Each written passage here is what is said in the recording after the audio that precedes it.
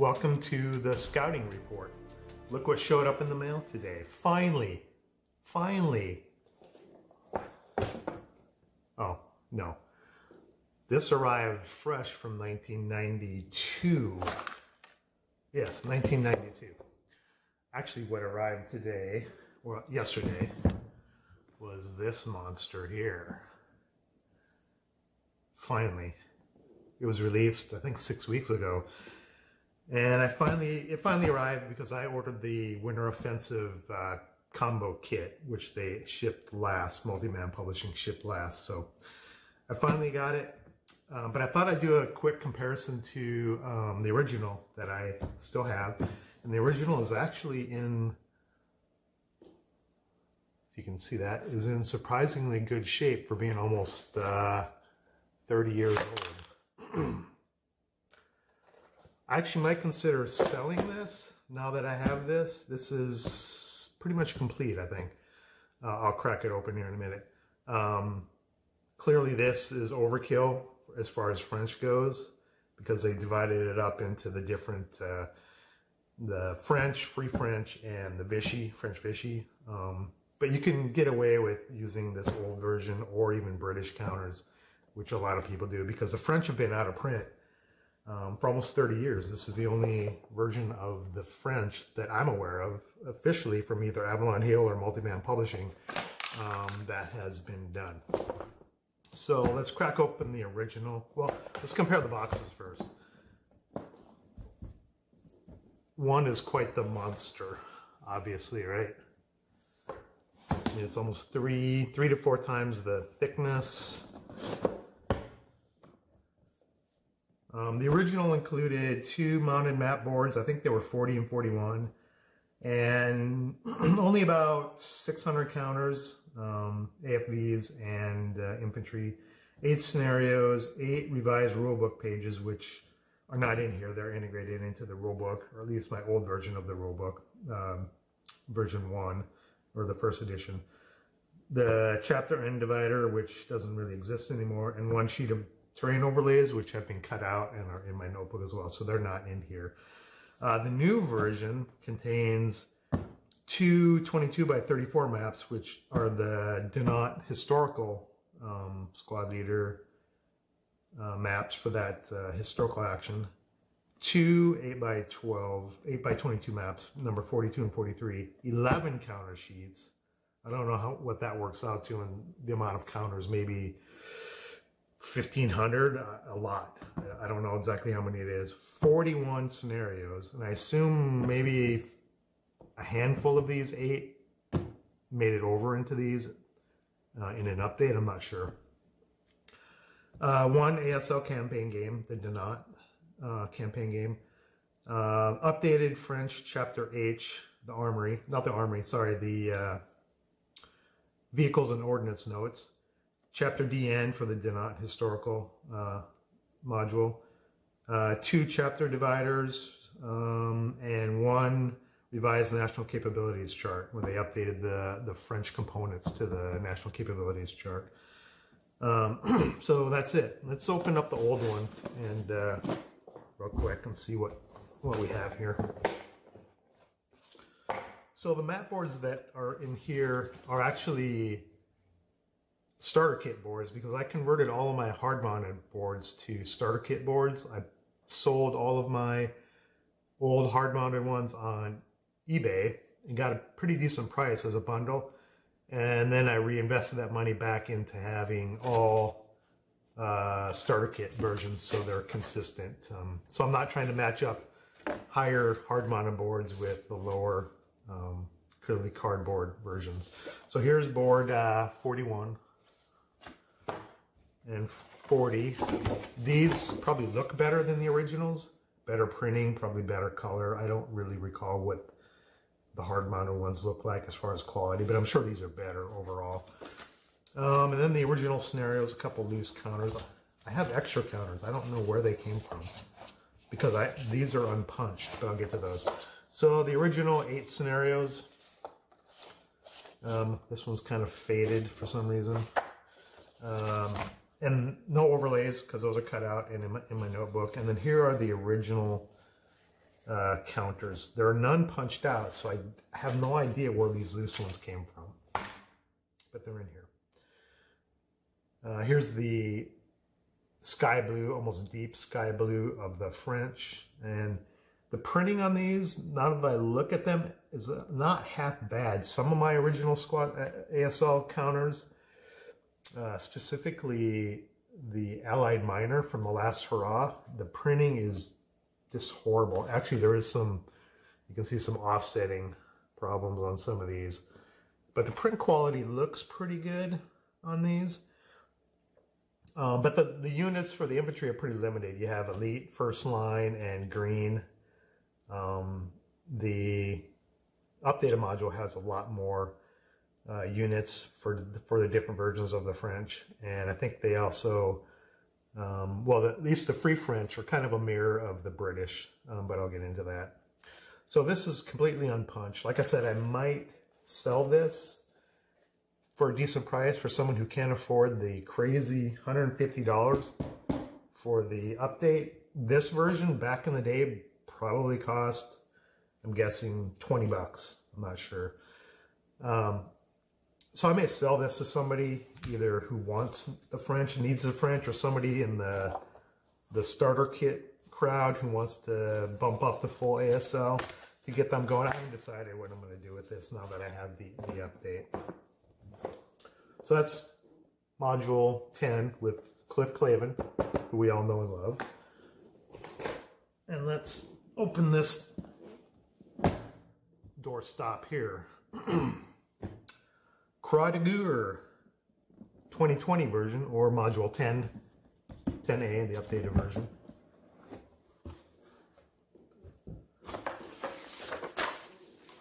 Here's the, well, here's the basically the tracking sheet that they throw into every box to make sure you get everything that you paid for. Especially these days, the cost of ASL modules and components is getting a little outrageous. But there's a lot of content in here. So here's the updated national capabilities chart. I haven't checked to see if there are any other updates to it, but the main update is right in here. So you've got the French, and I assume that these are basically pre-1940, pre-German invasion of France type of units. And then you've got the French Vichy, which are basically just a mirror of the French with the blue German border. Some people have a problem with the two-tone counters. I don't. The Hungarian ones with the German blue border, and these, I think they're kind of cool and visually signify what those people did, you know, betraying their own government and their own people to fight for the Germans. So I think it's kind of cool that it reflects that, and it shows up on the map in the battlefield when you're fighting. And then we've got the Free French here, which prior to today, or this module, you could use the British because it's essentially the same. You have the same powers on the counter, firepower, range, and morale. But now they have their own counter, blue, they have their own sky blue color, and they've got the Free French symbol. Let me zoom in here, the Free French symbol up in the upper left corner there, which is kind of cool. So that's the update to the national capabilities chart. Next, I've already gone through this and divided it up into the kind of the order I want to speak to it. Here is the Chapter A update. It's about 10 pages update. Basically, it's the end of Chapter A where they update the notes on the different nationalities for the units. That's basically all you get. There's no other significant updates to the rules other than what's at the very end of Chapter A in the rule book. Next up are the scenarios, and there are actually some pretty interesting scenarios in here. I'm going to go through these real quick, and I'm going to try to blur these out in the video so I don't get in trouble with multi-man publishing. One thing I noticed is a lot of these scenarios are fairly long, 8 to 12 turns. There are very few, 5, 6 turn scenarios, but there are some interesting nationality matchups in here. Here we have German versus French. Year 1944 must be the German invasion. German-French, German-French, 9-turner here. And these are all played out on standard geomorphic boards. German-French again, German-French. Lots of overlays on Bridge of the Seven Planets. Can't remember if that one was included in the original Croix de Guerre or not. Here's American versus French Vichy. Vichy versus Allied.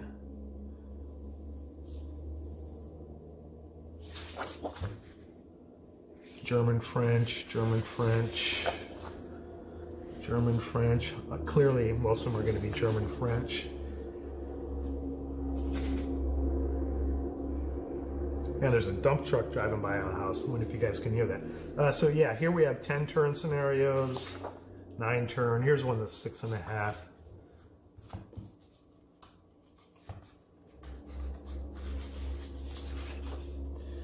Here's a 9-turn, German-French, German-French, 6.5 turn. Here's a decent sized one, 6-turner, Audacity with simultaneous or sequential setup. German-French with some Norwegian, so some Allied minor in here. German-French, German-Allied again. Here's some bigger scenarios: 11-turner and a 12-turner and 11-turner. 14-turner, kind of a monster scenario, German-French. Now here's where it gets interesting here. Time of humiliation, 7.5-turner. It's Japanese versus French Vichy in Indochina. So towards the end of these regular scenarios, not getting into the Dinant historical scenarios, there's some pretty interesting matchups. This would be one. French Vichy versus Japanese. And here we have, again, French Vichy versus Japanese, 6.5 turns, Indochina. And here is French Vichy versus Thai in French Indochina. And the Thai use, I think, the Chinese GMD counters. So those look pretty interesting. Siamese versus Vichy. Yeah, the Siamese use the Chinese counters as well. Indian versus Vichy. I assume Indian use British.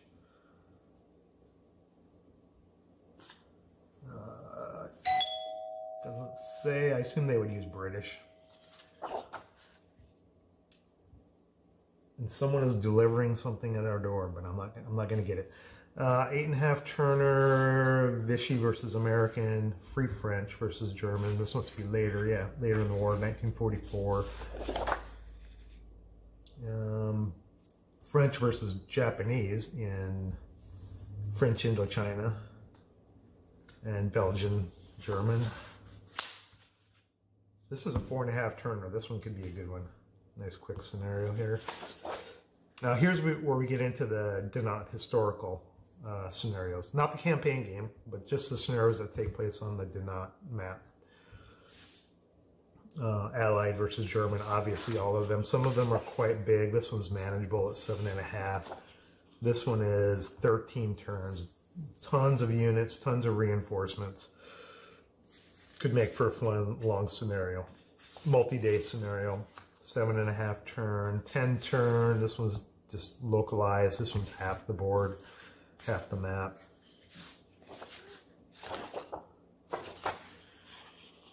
And French German.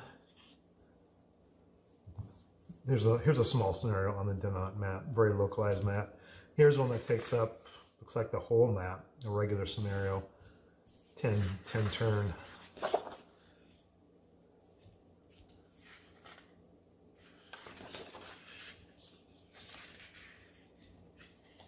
There's Rommel. There's some interesting things in this module about Rommel, which I'll touch on in a minute.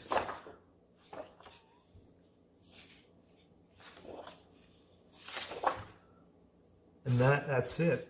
So 41 total scenarios. Lots of lots of opportunity for game time in here if you love the French. And I like playing the non-standard large Axis and Allies combatants, you know, like, you know, Germans, playing the Germans, the Russians, or the Americans, and to some degree the British, I guess. Playing outside of those nationalities, I kind of like to do because it mixes things up a bit. So let's go through the counter sheets real quick. So here are the, should probably zoom in. Here are the regular French in the deep sky blue. So all you've got is elite, first line, and green.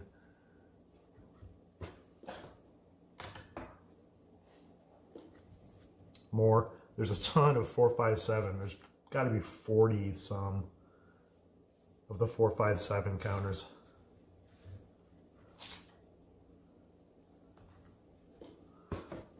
And then next you've got the French Vichy. There's only one sheet of these, so they didn't go overboard on the French Vichy counters, and that's all you basically get. The printing looks good, the die cutting looks good, fairly centered. Quality looks pretty good. And then you've got the Free French. So the Free French basically mimic the British infantry order battle. So you've got the elites are 6-2-4-8s. Secondary elites are 4-5-8s. First line 4-5-7. Second line 4-4-7. Green 4-3-6. In the deep sky blue, but with the Free French logo in the upper left. Oh, let's see. Got some support weapons, some French ordnance, and I think Lend-Lease, yeah, and some Lend-Lease vehicles and informational counters. And then if you think you didn't have enough German counters, here, have some more.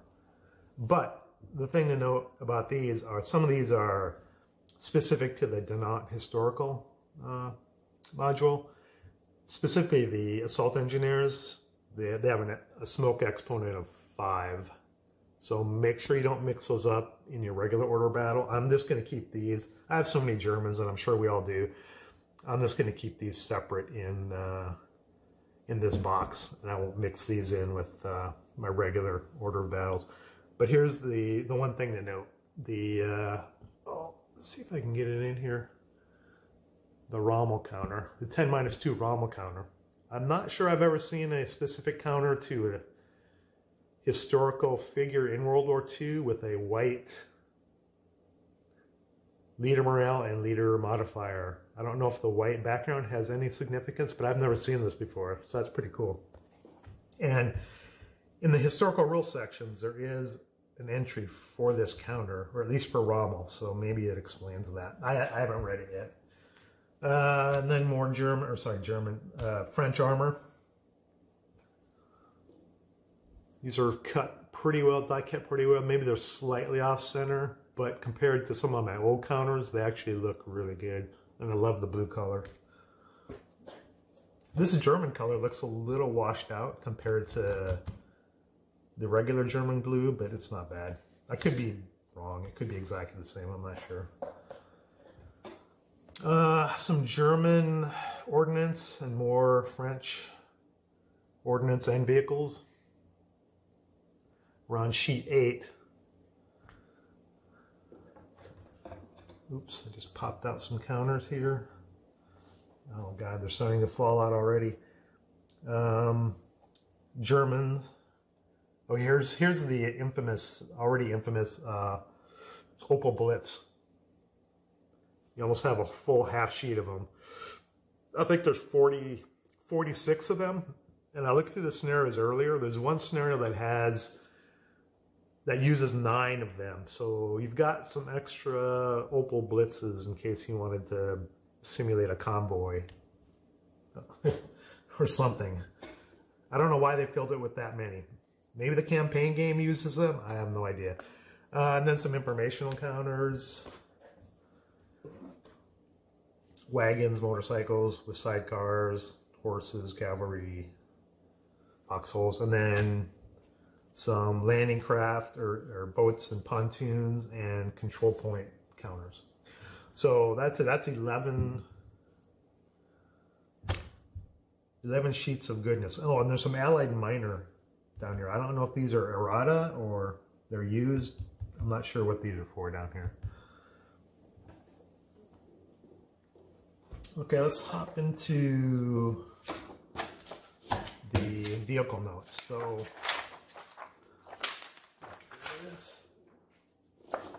basically this is just an update to Chapter H, French vehicle notes and ordnance notes, including Lend-Lease information.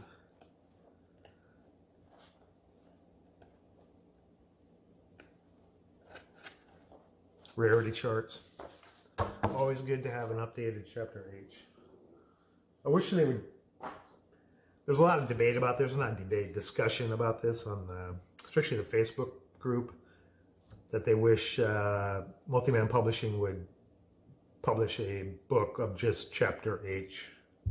Because a lot of people either don't have the module, didn't buy the module that section came in, or that's not available at this time. It seems to me that they have all of this, they have all of these in whatever word processing or documentation software they use. It seems like they could easily put it into a book and publish it, similar to a pocket book format, and make it available to players who haven't been able to either missed out on buying the module that the notes came in, or it hasn't been updated yet, like Halo Legions with the Italians. It's been out of print forever, just like Croix de Guerre has been out of print forever. So we've got 43 boards, geomorphic boards, 42 and 43. I should have done these last, but lots of wheat for days. I hate wheat, or grain, I guess. I hate grain because, God, it's such a pain in the ass for hindrances. Then this board has a little bit of everything. This looks like a really cool board, number 42.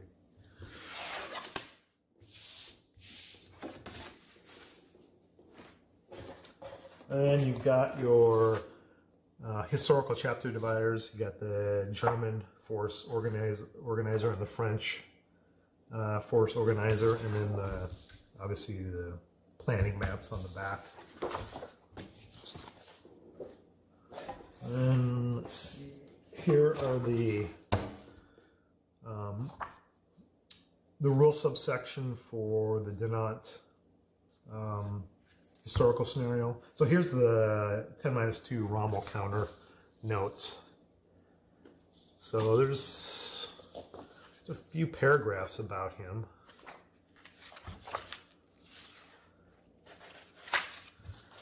So I haven't read it. There must be some significance to him, and maybe some significance to the white 10-2. So this basically is all the special scenario rules, pretty standard campaign game stuff, control points, then the actual historical module itself, purchase charts, etc. And lastly, I think this is last, we've got the, hopefully the audio is showing up. I'm not using a microphone, I'm just using my phone's microphone. So hopefully my audio is showing up okay. Or hopefully my audio is heard okay, not showing up. And this map is fairly big, so you're only going to be able to see part of it. So there's, I guess, I'm not sure which way is north, south, east, west. This might be the north side. And then this is this is the north side. Let's see if I can get that in frame a little better. And then here's the south side. Or do I have that backwards? No, that's right. So this would go down.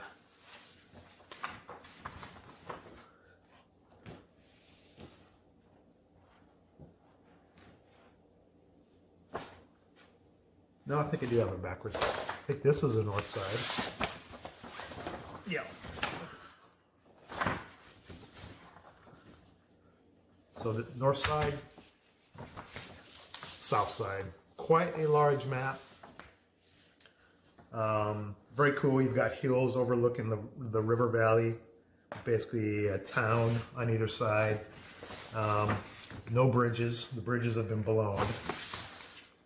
You see here, so clearly it's crossing the Meuse or Meuse, however you pronounce it. And one thing I kind of don't like about this map is the browns that were used on the hills. I'm not a huge fan of using browns for elevation unless it's indicative of something like desert, right? And as far as I know, the hills surrounding the river in France were not dry, right? So I'm not a huge fan of the browns. I prefer going from greens to darker greens, but maybe there's too many elevation changes here. Let's see, 1, 2, 3, 4, 5. It's not that many, but I don't know, it's okay. I mean, the overall design of the map looks very good. Printing looks very good. I just don't like this brown that was used, but that's a nitpick, really. And I'll get over it. In fact, I already am over it. So that's it for the updated version of Croix de Guerre. One other thing I wanted to point out here is, I'm making a mess here. The cover, the new cover is great. Multiman Publishing's covers for some of the modules have been hit and miss in the past. For example, Pegasus Bridge is one of the worst box covers I've seen Avalon Hill / Multiman Publishing ever do. It's a horrible cover. Operation Watchtower, the Guadalcanal, not historical, but the historical study, I think it's called, is not very good either. But this one is great. I'm not sure who the artist is, but they did a great job. It's much better than the Cliff Clavin version, which isn't bad. It's just, it has that stigma of everyone thinking that guy looks like Cliff Clavin. But I think they did an excellent job with the cover and box art on this, so it's great. 150 bucks, you get a ton of content. It's back in print after almost 30 years, 28 years, so it's available now. I think everyone should be caught up with shipping unless you ordered it from a third party and you'll get it later, but it should provide a lot of entertainment for ASL players. So this is my first, I guess what I call a scouting report of ASL products. I'm a little bit of a collector. I'm just getting back into playing ASL after a very long hiatus, but I've been collecting all of that time, knowing and hoping that I get back into it. I'm probably going to have some more of these videos that go over older products, new products, if I get them, to do a video review, which is a little bit more informative than just some pictures on a website. I'll try to keep them shorter than this one because I'm already at almost a half hour on this, but I'll try to keep them shorter. If you like what you see or you want to see more, and I'm sure the videos will get better as I do them more, hit the subscribe button below. Until then, roll low.